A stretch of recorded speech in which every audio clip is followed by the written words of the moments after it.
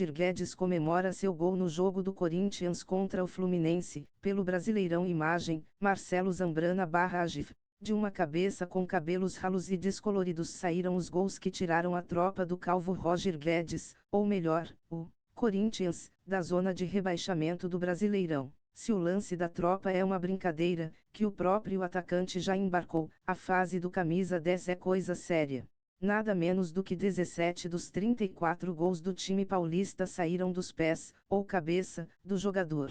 Na 8ª rodada, a primeira vitória do time sob o comando de Vanderlei Luxemburgo fez o time ficar com aquilo, o olhar, para cima. E não mais para o Z4.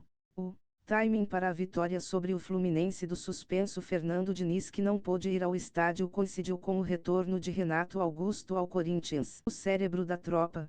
Brinquei com o Renato que a gente venceria com a volta dele. Ainda pintei o cabelo, brinquei com meu filho.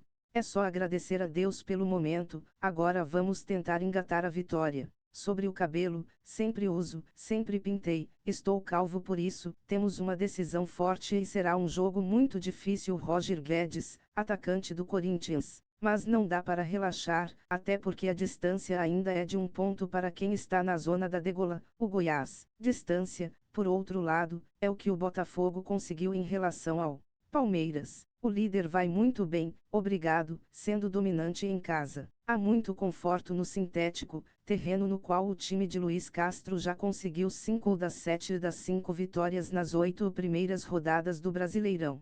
O historiador e escritor Luiz Antônio Simas, alvinegro que é, trouxe no Twitter um retrato do Botafogo, com um tom de incredulidade e desconfiança características de muitos alvinegros. A elegia do triunfo é rubro-negra Flamengo. Sempre foi.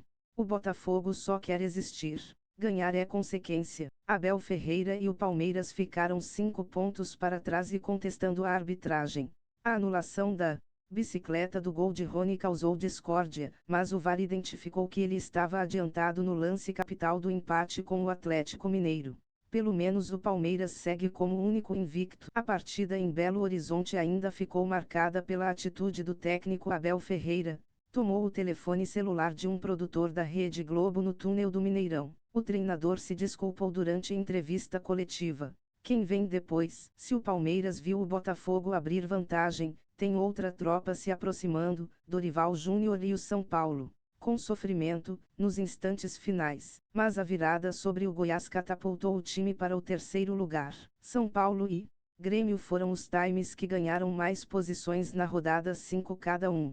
O time gaúcho está em 5º. A 8ª rodada do Brasileirão foi marcada por protestos contra o racismo promovidos pela CBF e teve uma convocação da seleção no meio. 7 jogadores de Palmeiras, Flamengo e Fluminense foram chamados pelo ainda interino Ramon Menezes para os jogos de 17 e 20 de junho, contra Guiné e Senegal. Um dos novatos é o lateral esquerdo Ayrton Lucas, que fez o gol do Flamengo no empate com o Cruzeiro. O time de São Paulo fez um jogo de M, nas palavras do sincerão zagueiro Fabrício Bruno. Gabigol perdeu pênalti e tudo mais. Algo mais raro no Brasileirão.